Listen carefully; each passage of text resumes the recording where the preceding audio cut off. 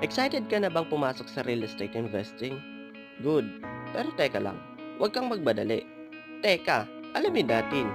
Pag-uusapan natin ang mga common na pagkakamali sa real estate investing para maiwasan mo habang maaga. Una sa lahat, maraming investors ang basta nalang bumibili ng property kahit walang malinaw na goal. Rental ba ito? For flipping? Long-term hold? Kapag wala kang direksyon, mahirapan kang sukatin ang success o ROI mo. Alamin mo muna ang purpose ng investment mo bago ka bumili.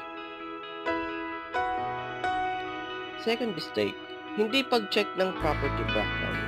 Kailangan mong tignan ang title, location, developer track record, at kung may utang o legal issue sa property. One wrong move and baka scam o problemado ang mabili mo. Hindi lang yung presyo ang gastos sa real estate.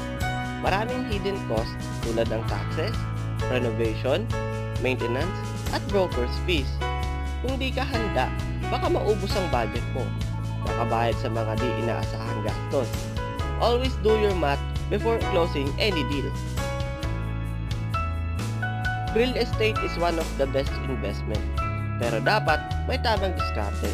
Iwasan ang mga mistakes na to para siguradong panalo ka. Bago ka pumasok sa deal, teka, alamin natin